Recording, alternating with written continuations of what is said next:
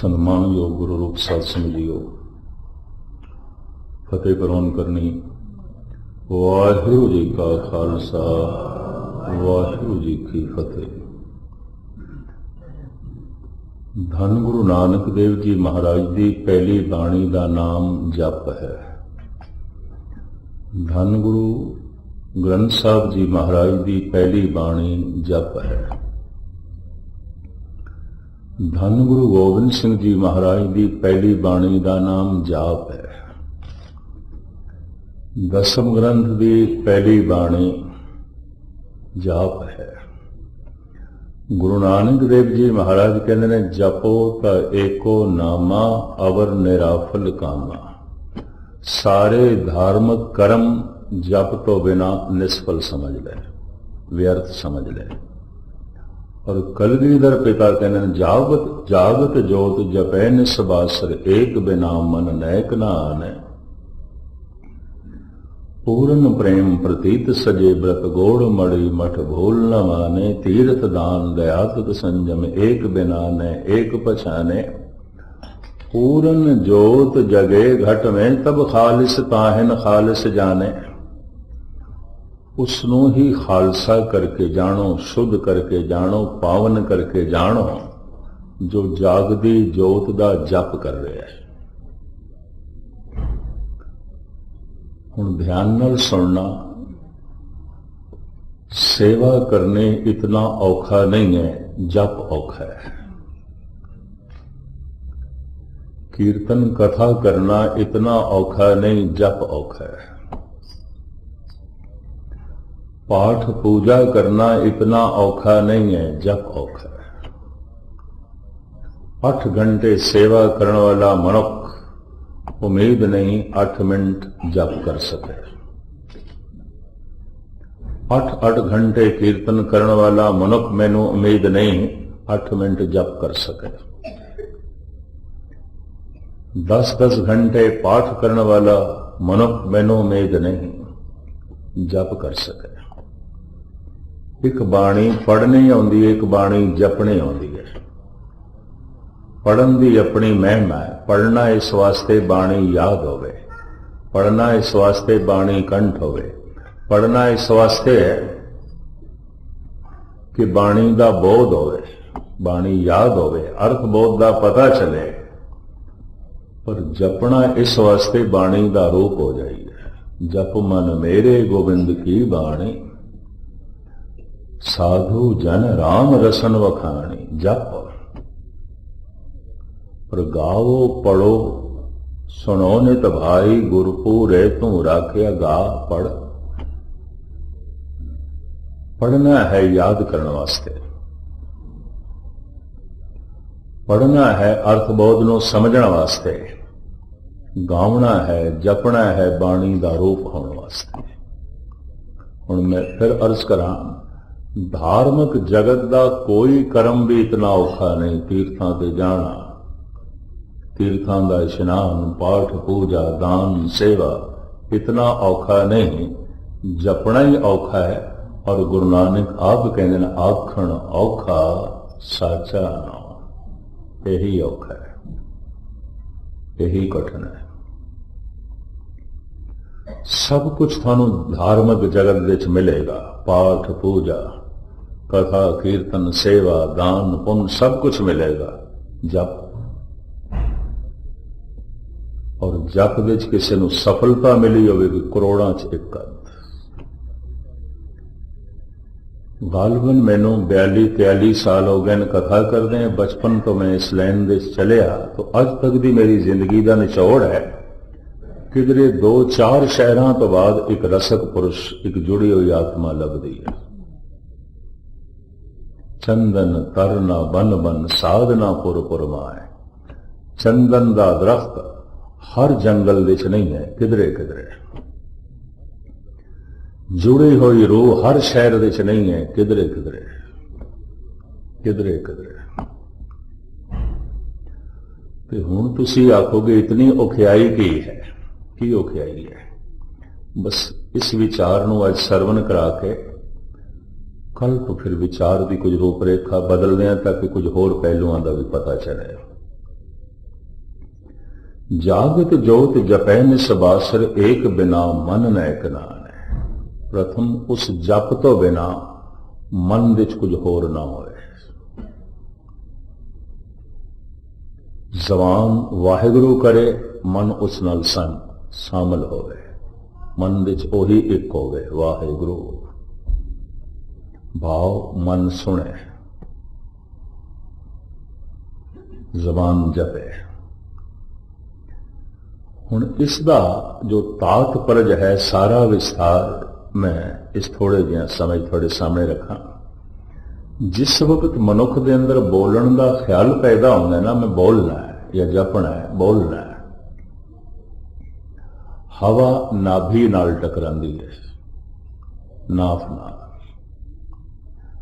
नाभि नूं भारत विच धुनी कहंदे ने, धुनी, धुन, धुनी। धुनी क्यों कहते हैं? आवाज इत्थों उठती है। जैसे खाणियां चार ने ना, अंडक, जेरज, सेतज, उद्भुज। सब तो वड्डी खाण अंडे ने, जिस तो जीवन पैदा होता है। पंछी पैदा होते हैं, समुद्र के बहुत सारे जंतु अंडियां तो पैदा होते हैं, कीड़ी, मच्छर, ये सब अंडियां तो पैदा होते हैं। सब तो वड्डी खाण है अंड। जेरज, सेतज, उत्तभुज। फिर उत्तभुज ए बनस्पति, जमीन तो जो पैदा होते हैं, बनस्पति, ये दूजी खाण है। तीसरी खाण स्वैतज, पसीने तो जो पैदा होते हैं, जूआ, चिच्चड़, चम चिच्चड़। ये मैल, पसीना ते मैल दे मिश्रत तो जीव बन जाता है। ये तीजी खाण है। पंछियां नूं, चौपाए जानवरां नूं और मैले रहण वाले मनुखां नूं भी चम चिच्चड़ जुआ हो जाती है। चौथी खाण है पेट तो पैदा होते हैं जड़े, पशु ने, मनुख ने। अंडज, जेरज, सेतज, उत्तभुज, ये चार खाणियां ने। हुण मैं अर्ज करा, बाणियां भी चार ने, परा, पसंती, मधमा, बैखरी। परा, पसंती, मधमा, बैखरी। मैं तत् सार निचोड़ आज थोड़े सामने रखने की निमाणी कोशिश कर रहा। इतिहास विच मेरी रुचि नहीं है, शुरू तो नहीं है, बचपन तो ही नहीं है। भावें मैं समझदा कौमां ओही जिंदियां रहिंदियां ने जिन्हां दा इतिहास होवे। इतिहास शक्ल सूरत है, पर सिद्धांत रूह है। जे रूह ही नहीं तो शक्ल सूरत कित्थे रहनी है? मुर्दा अगर रूह निकल गई तो किन्ने दिन तक रखांगे? आखिर मिट्टी होवेगा, जलेगा। गुरबाणी रूह है, ये बुनियाद है, ये मूल है। बाणियां चार ने, खाणियां चार ने। जिहड़ियां दो खाणियां ने, जेर ते अंडे, इन्हां तो जिहड़े पैदा होंदे ने, इन्हां कोल आवाज है। पंछियां कोल आवाज है, पशु ते मनुखां कोल आवाज है, ये जेर तो पैदा होंदे ने। उत्तभुज और स्वैतज जू है, चमचिच्चड़ है ते बनस्पति है, इन्हां कोल आवाज नहीं है, आवाज नहीं है, इन्हां कोल धुन नहीं है। लख भी यतन करिए दरख्त नहीं बोल सकते, लख भी यतन करिए, कीड़े, कुछ मकोड़े, जुआ, चिच्चड़, इन्हां कोल आवाज नहीं है। आवाज उन्हां कोल है जो अंडियां तो पैदा होंदे ने, आवाज उन्हां कोल है जो जेर तो पैदा होंदे ने। चौपाए जानवरां कोल है, पंछियां कोल है, फिर मनुखां कोल है, आवाज है। पर आवाजां विचों प्रधान आवाज है मनुख कोल, सब तो मनुख कोल। क्यों? ये अपनी आवाज नूं अल्फाज दे सकता है, अपनी धुन नूं अक्षर दे सकता है, जबकि पंछी ते पशु अपनी धुन नूं अक्षर नहीं दे सकते। गरज है शेर दे कोलों, बस इस तो इलावा और कुछ नहीं। भौंकना है कुत्ते कोल, और कुछ भी नहीं है। कूकू है कोयल कोल, और कुछ भी नहीं। काएं काएं है कौवे कोल, और कुछ भी नहीं है। पर काएं काएं तो कूकू तो भौंकण तो इतना पता चल जाता है, कुत्ता है, ये कोयल है, ये कौवा है। पर मनुख को जिहड़ी आवाज है ये अल्फाज दे सकता है, जो धुन है ये अक्षर दे सकता है। इस वास्ते मनुख बहुत कुछ दस सकता है, बहुत कुछ सुन सकता है, क्योंकि अक्षर ने, और सारा ज्ञान ध्यान अक्षरां दे च। अखरी नाम अखरी साला, अखरी ज्ञान गीत गुणगा, अखरी लिखण बोलण वाण, अखरां सिर संजोग वखां। सारी खेड ते अखरां ते खड़ी है। अखर अंदर त्रिभुवन धारे, भगत कबीर कहते हैं। तीन लोकां दा ज्ञान अखरां दे च बंद है। अखर खोल लीए मनुख दे कोलों तो आवाज रह जाती है। तो आवाज तो इतना पता चलेगा, बस मनुख है, आ कर रहा है, मनुख है। जैसे कू तो पता चल रहा है कोयल है, जैसे गर्जन तो पता चल जाता है शेर है। तो ये आवाज मनुख दी बंद है, और कुछ नहीं पता चलेगा। तो मनुख दे कोल अक्षर ने, आवाज है, अल्फाज है। संसार दे जो संबंध ने ये बोल के जुड़ते हैं, वेख के नहीं जुड़ते। तुसी किसी नूं वेखो, कोई रिश्ता नहीं जुड़ता, बोलण नाल जुड़ता है। जिथे संबंध होवे बंदा कहता साडी इत्थे बोल चाल है, जिथे ना होवे कहता इत्थे साडी बोल चाल नहीं है। हुण आप सुन के हैरान होवोगे, मनुख 90% अपने बोलां राहीं प्रगट होंदा है। वेख के कुछ नहीं पता चलता बंदे का, ये मूर्ख है, सियाणा है, रजोगुणी है, तमोगुणी है, सतोगुणी है, पढ़ा लिखा है, अनपढ़ है, धार्मिक है, अधार्मिक है, कुछ नहीं पता चल रहा। बोलते हैं पता चल रहा है, कुछ गलबात करते हैं पता चल रहा है, कुछ नहीं पता चल रहा, कुछ भी नहीं पता चल रहा। 90% मनुख प्रगट होंदा है अपने बोलां तो। बोल दस देंदे ने बंदा शांतमई है, बोल दस देंदे ने क्रोधी है, बोल दस देंदे ने मूर्ख है, बोल दस देंदे ने सियाणा है, बोल दस देंदे ने धार्मिक है, बोल दस देंदा है अधार्मिक है। बोलां तो पता चल जाता है राजनैतिक है, बोलां तो पता चल जाता है कारोबारी है, बोलां तो पता चल जाता है भगत है, बोलां तो ही पता चल जाता है मकार है, बोलां तो पता चल जाता है रजोगुणी है, तमोगुणी है, सतोगुणी है। बोलते ही पहचानी है, साध असाध को ठाट, अंतर की कर नहीं सवे, निकसे मुख की बाट।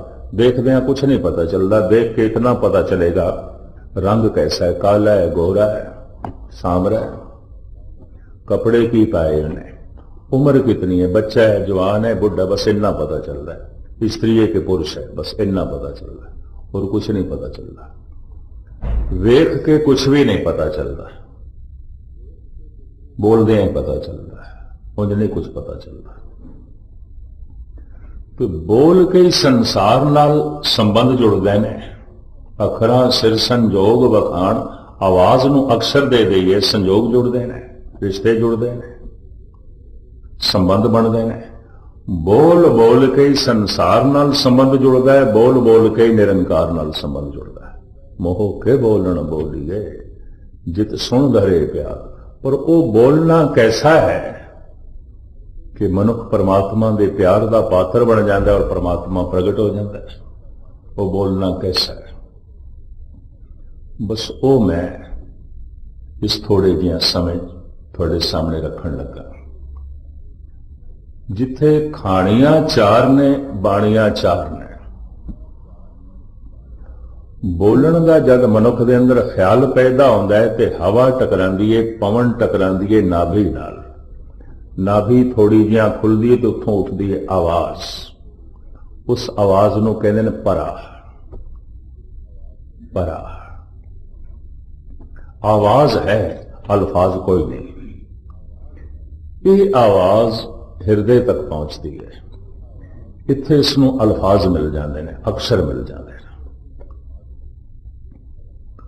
ਉਹ ਫਿਰ ਕੰਠ ਤੱਕ ਪਹੁੰਚਦੀ ਹੈ, ਪੂਰਾ ਵਾਕ ਬਣ ਜਾਂਦੀ ਹੈ, ਇਹਨੂੰ ਮਧਮਾ ਕਹਿੰਦੇ ਨੇ। ਹਿਰਦੇ ਤੱਕ ਪਹੁੰਚਦੀ ਹੈ ਪਸੰਤੀ, ਕੰਠ ਤੱਕ ਪਹੁੰਚਦੀ ਹੈ ਮਧਮਾ। ਜ਼ਬਾਨ ਬਿਆਨ ਕਰ ਦਿੰਦੀ ਹੈ, ਇਹਨੂੰ ਕਹਿੰਦੇ ਨੇ ਬੈਖਰੀ। ਪਰਾ, ਪਸੰਤੀ, ਮਧਮਾ, ਬੈਖਰੀ।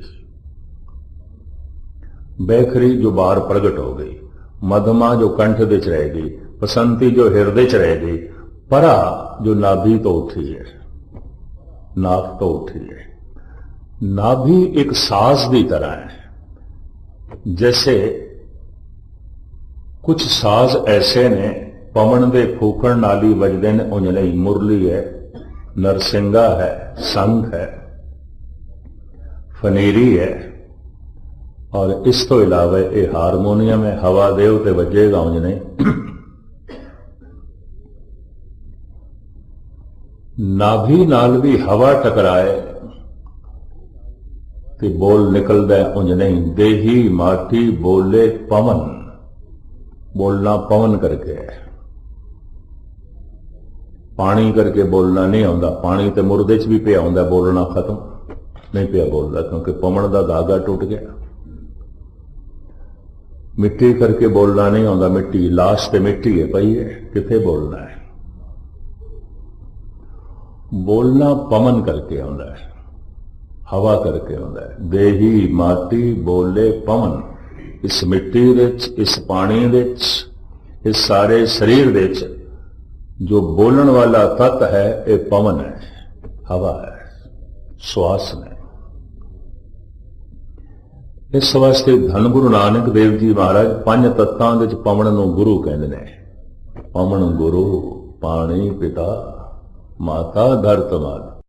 पवन ना होवे ते बोल चाल हो नहीं सकती, हो ही नहीं सकती। आवाज नहीं होएगी, अल्फाज नहीं आउणगे। संबंध किस तरह मनुख जोड़ेगा? गूंगा मनुख संबंध जोड़न विच असमर्थ रहिंदा है। उहदे कोल आवाज है पशुआं दी तरह, अल्फाज नहीं ने। धुन ते है, अखर नहीं ने। गूंगे को पूछिए तू किथों आया है, किथे जाना है, किसनों मिलना है, आ करदा है, बाकी कुछ नहीं। पंजाबी मुहावरे च कहंदे ने गूंगे दे इशारे गूंगे दी मां जाने, और कौन जाने, और कोई नहीं जाना। कुछ नहीं पता चलता ये गूंगा की आखदा है। दास नाल इंडिया विच काफी लंबे समय तक मुसलमान चलता है। सदाम हुसैन उसका नाम, उसका शौक है गुरु घर नाल। पर रब दी ने घर का फिटकारिया होया इस वास्ते कि जबान कम नहीं करती थी। गूंगा। कई दिनों बाद मैं उसका इशारा समझिया भी मैं थोड़े नाल रहना है, मैनू रख लो। वो कोई 10-15 सालों का दास दे नाल है। दरबार साहब भी जाता है, कई दफा दरबार साहब तो सरोपा भी मिले, उन्होंने सेवा बहुत करता है। लेकिन अज तक भी उसके इशारियां का मैनू कख नहीं पता चलता। कई दफा खप जाता इशारे कर करके, मेरे पल्ले कुछ नहीं पैंदा की आखदा है, क्योंकि अल्फाज कोई नहीं। आवाज तो है, आ करता है, अखर नहीं है, अल्फाज नहीं ने। दास दे नाल एक होर सिंह है, वो बहुत कुछ समझ गए ਉਹਦੇ इशारियां। तो फिर मैं कई दफा उन्होंने अगे करदा भी की आखदा है। थोड़े जिहा कुछ इशारे ऐसे ने उसकी पकड़ च आ जाते हैं, मेरी पकड़ च नहीं आते। गूंगे दे संबंध नहीं जुड़ते, गूंगे दे दोस्त नहीं आते। कारण बोल कोई नहीं, अक्षर नहीं है। गूंगे की दुनिया बिल्कुल सीमित रह जाती है। बोल के ही संसार नाल संबंध जुड़ते हैं, बोल बोल के ही निरंकार नाल संबंध जुड़ते हैं। बाबा बोल ना क्या कहिए, जैसे राम नाम रव रहिए। जैसे बोलन का ख्याल आवे, कुछ भी बोलना है। पवन नाभि नाल टकरांदी है ते नाभ खुल जाती है, ਤੇ ਨਾਭੀ ਇੱਕ ਸਾਜ਼ ਹੈ, ਇਹਦੇ ਚੋਂ ਆਵਾਜ਼ ਨਿਕਲਦੀ ਹੈ। ਉਹ ਜਿਹੜੀ ਆਵਾਜ਼ ਨਿਕਲਦੀ ਹੈ ਉਹਨੂੰ ਪਰਾ ਕਹਿੰਦੇ ਨੇ। ਆਵਾਜ਼ ਤੇ ਹੈ, ਅਜੇ ਵਿੱਚ ਅਕਸ਼ਰ ਨਹੀਂ ਨੇ। ਜੈਸੇ ਹਿਰਦੇ ਤੱਕ ਪਹੁੰਚਦੀ ਇਹਨੂੰ ਪਸੰਤੀ ਕਹਿੰਦੇ ਨੇ ਤੇ ਅਕਸ਼ਰ ਮਿਲ ਜਾਂਦੇ ਨੇ।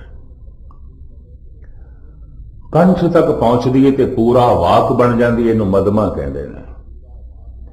ਜ਼ਬਾਨ ਬਿਆਨ ਕਰ ਦਿੰਦੀ, ਇਹਨੂੰ ਬੈਖਰੀ ਕਹਿੰਦੇ ਨੇ।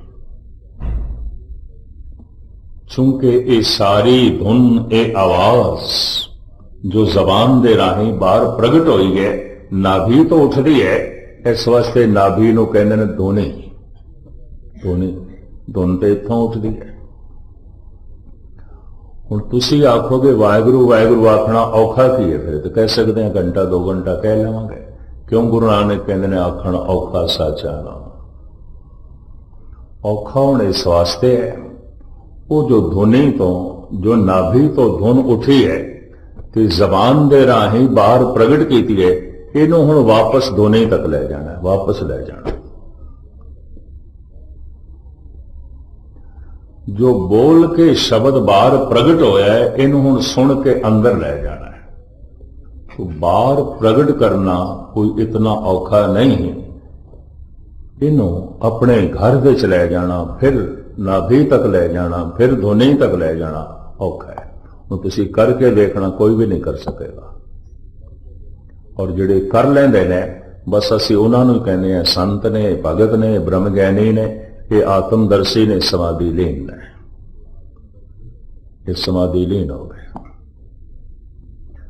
मैं ये 2-3 टाइम संगतां नूं रोज कथा सुना लेना, पर इस विच मैनूं सफलता अजे तक नहीं मिली। ये मैं खोखी निर्माणता तुहाडे सामने नहीं रखना, किधरे निर्माणता मेरी ना समझ लेना। औखा है काम। घंटा ते 2 घंटा भी कर लैंदा है मनुख वाहिगुरू वाहिगुरू। मुड़ी वाहिगुरू शब्द वापस फिर धुनी तक जावे, फिर नाव तक जावे,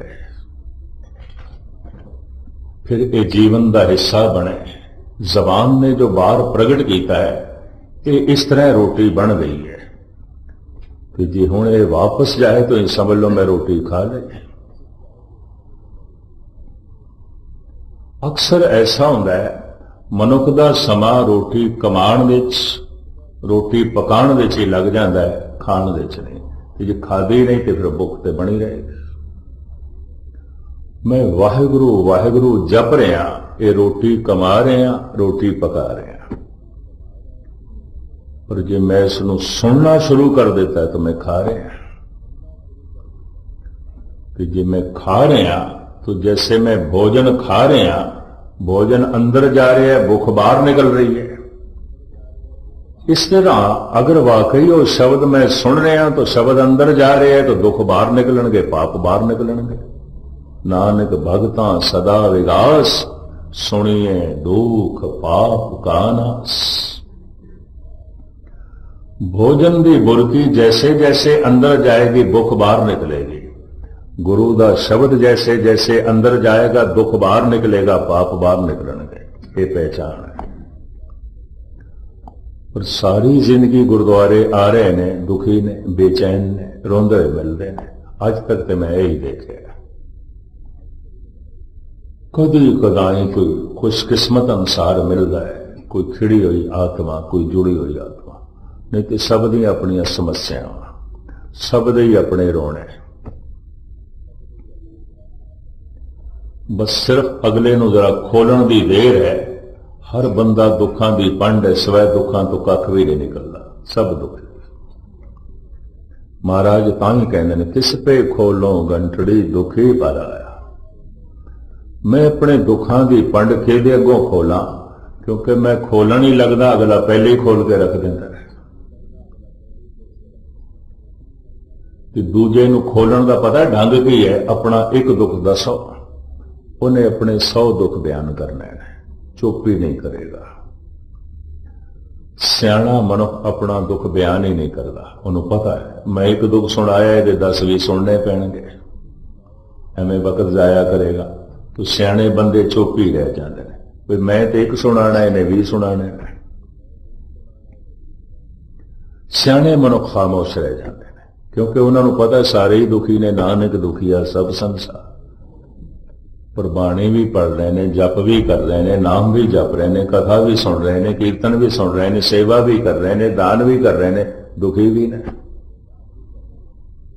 ऐसा क्यों है?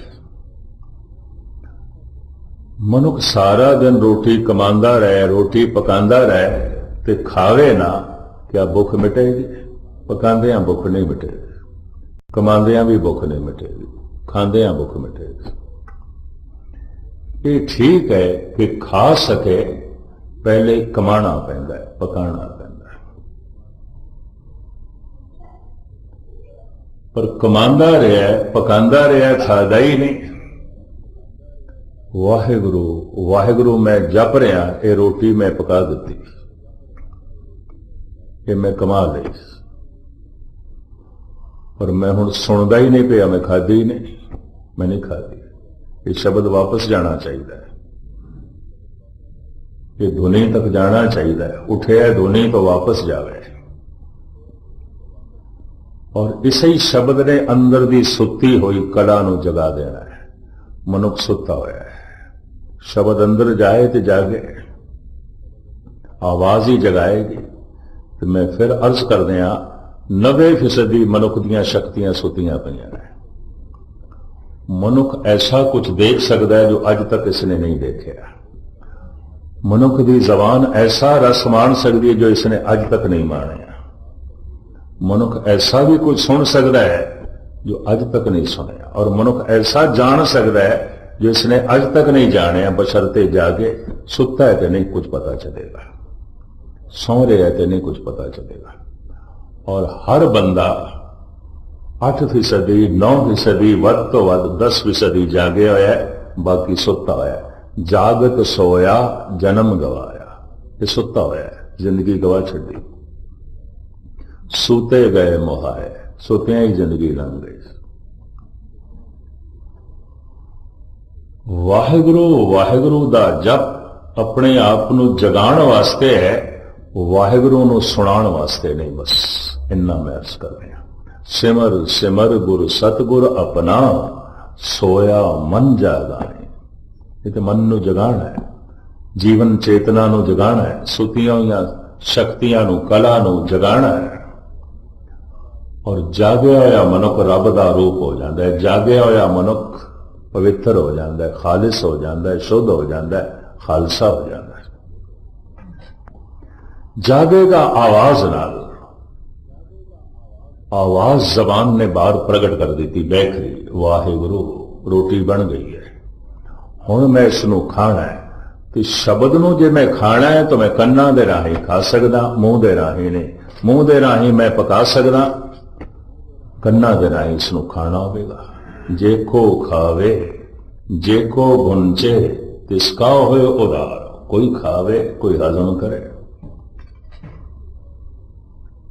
ये मैं अर्ज कर दें। फिर खाएगा कौन?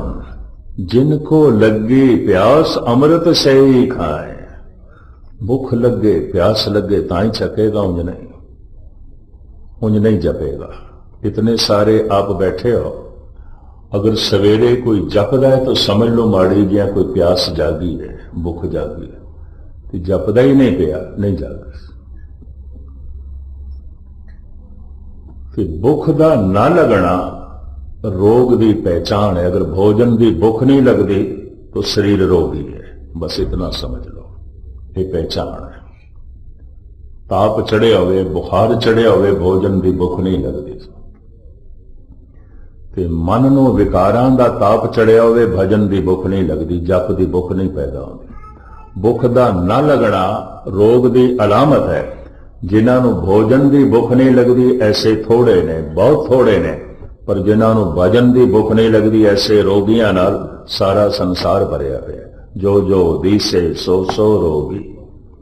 थोड़े विचों उसे नूं तंदुरुस्त समझ लेना जिहड़ा अमृत वेले उठ के जपदा है। बाकी सब रोगी, गुस्ताखी माफ, हाथ जोड़ के मैं माफी मंगना। वो सब रोगी समझ लो जो नहीं जपदे। वो सब रोगी समझ लो जिन्हां दे अंदर भुख नहीं है। भोजन की भुख नहीं, 104 डिग्री का बुखार चढ़िया हुए तो 36 प्रकार का भोजन अगों रख दईए, उन्होंने चंगा नहीं लगता, उन्होंने भुख भी नहीं है। बुखार ने भुख मार दी। बुखार भोजन की भुख मार देंदे ने, विकार भजन की भुख मार देंदे ने, नहीं लेंदी, वो नहीं जपेगा। तो खैर मुख्तसर में अर्ज करा, जबान ने वाहिगुरु वाहिगुरु जप लिया, रोटी बन गई।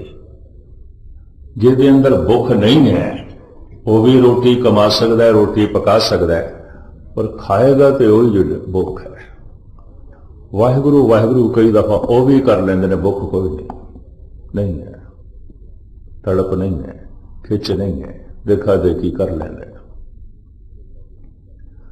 और मैं फिर अर्ज करा, शब्द कन्ना राही अंदर जाएगा कि जिन्हां पड़ावां तो यह नाभि तो जबान दे राही बाहर प्रगट होया है, उन्हां ही पड़ावां राही ये वापस जाएगा।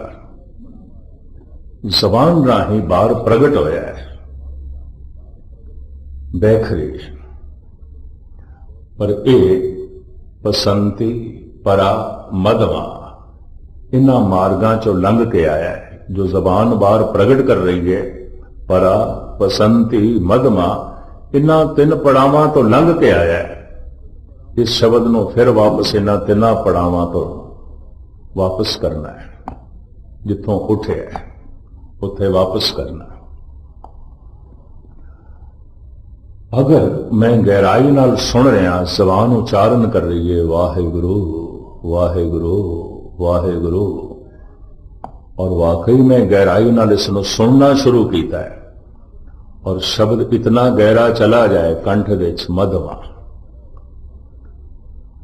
अगर इत्थे तक चला गया है, इतना गहरा चला गया है, ऐसे बंदे नूं वाहिगुरु वाहिगुरु आखण दे च रस आएगा, स्वाद आएगा। ये पहली पहचान, स्वाद आएगा। बाणी पढ़दे रस आएगा, वाहिगुरु वाहिगुरु जपदे रस आएगा, बेरसी नाल नहीं आखेगा। स्वामी रामकृष्ण परमहंस कहते ने इको ही दफा राम कहते सन, जुड़ जाते सन। इतना बिरहा इतना बैराग, दोबारा कहने की लौड़ ही नहीं पैंदी सी, जुड़ जाते सन एक दफा। बाबा अतर सिंह बारे भी इस तरह दी गल्लां ने। डिस्ट्रिक्ट बन्नों दे विच संत भगत सिंह सन, उन्हों की भी यही महिमा सी। उन्हों के सामने तो कोई दूसरा भी उच्चारण कर दे वाहिगुरु, उन्हों की स्रोत बड़ी तिखी, सुन के बिस्मादमई हो जाते सन, रस नाल भर जाते सन। स्रोत बड़ी तिखी, सुर शब्द नाल जुड़ी हुई, एकाग्रता बड़ी। हुण मैं अर्ज करा, यही औखा है कि शब्द अंदर जाए।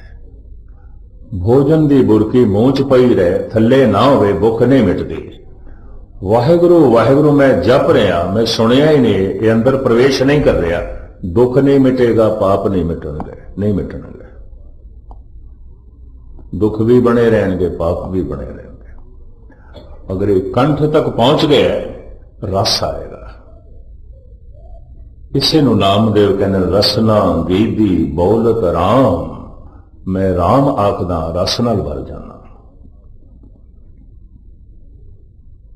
और इसे नु कहने ने परमात्मा एदी रसना ते वस गए। प्रभ जी बसे साध की रसना, नानक जन का दासन दसना, एदी रसना ते वस गए।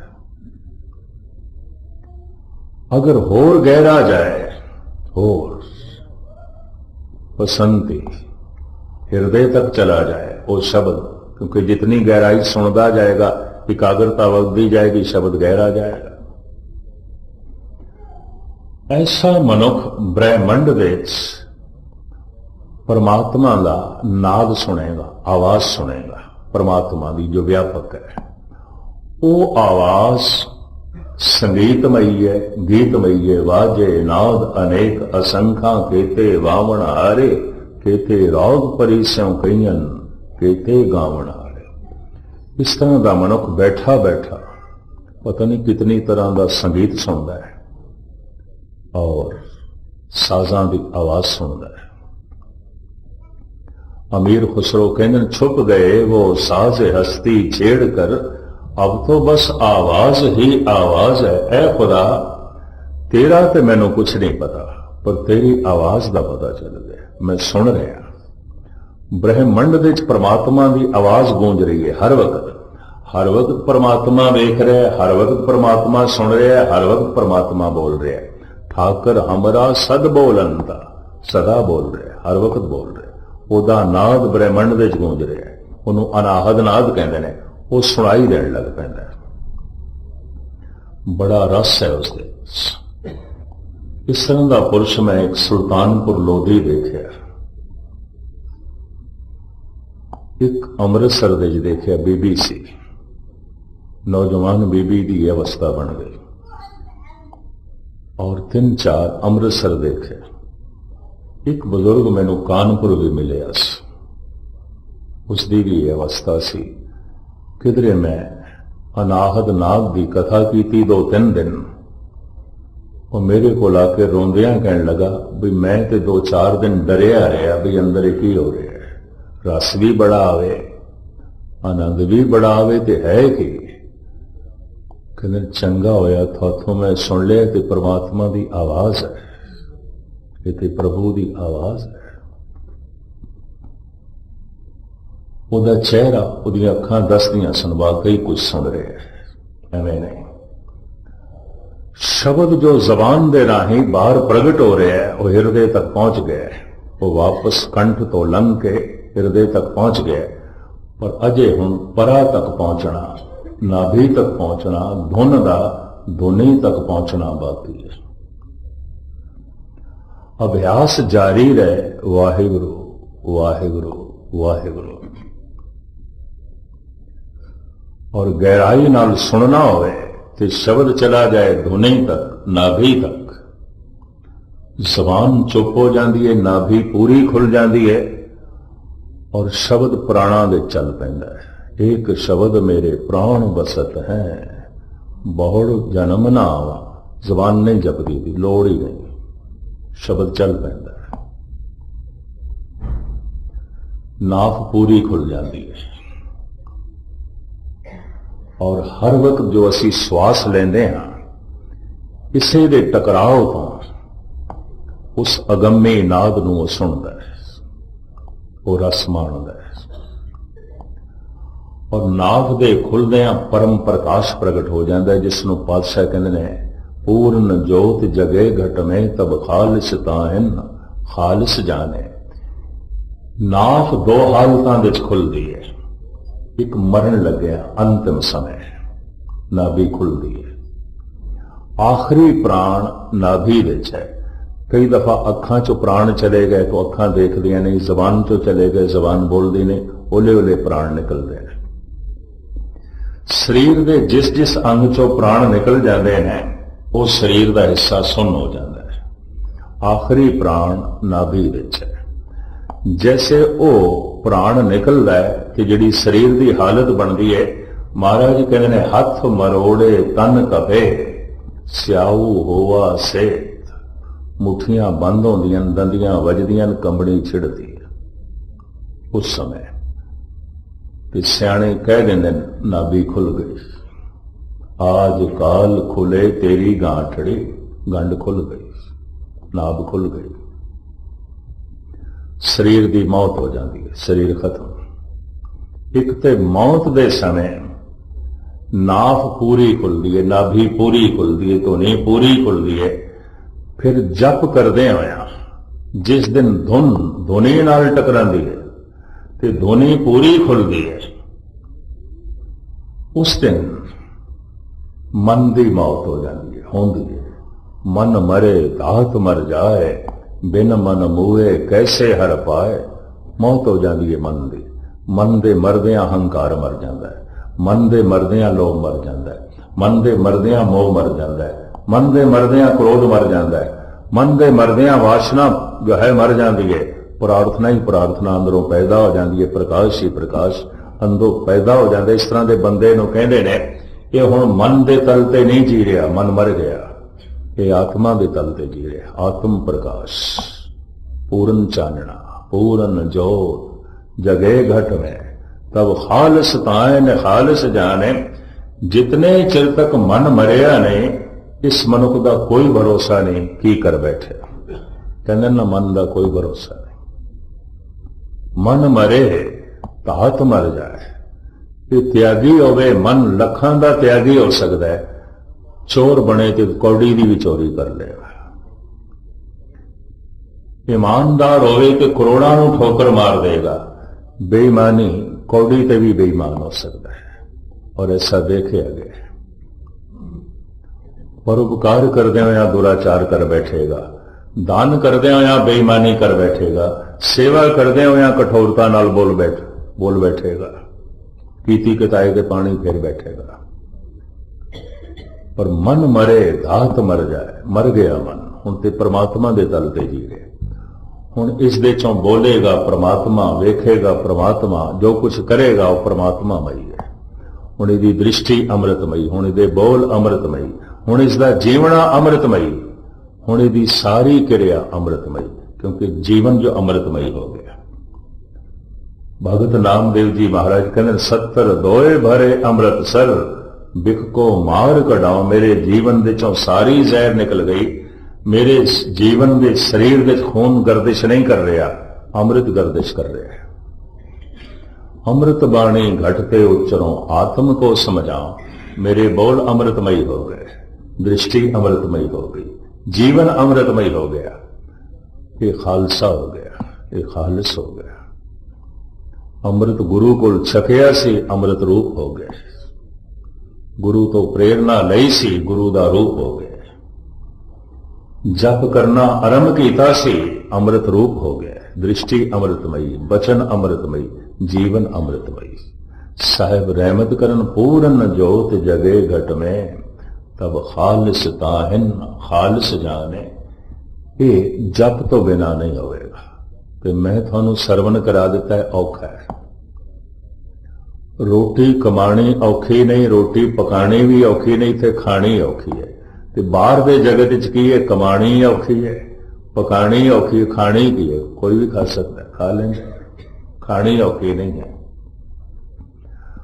पर इत्थे पकानी ते कमानी इतनी औखी नहीं। वाहिगुरु वाहिगुरु तो मैं कर लिया, और मैनू सुनना औखा है। सुना तो मैं छकिया, नहीं तो नहीं छकिया। और जैसे भोजन की बुरकी मैदे च जानी चाहिए, ताई पचेगी, खून बनेगी। ये जड़ा वाक वाहिगुरु है, ये नाभि तक जाना ही चाहिए है, दुनी तक जाना ही चाहिए है। ताई ते पूर्ण जोत जगमगाएगी, ताई ते मन मरेगा, ताई ते मन खालिस होवेगा, ते खालसा होवेगा।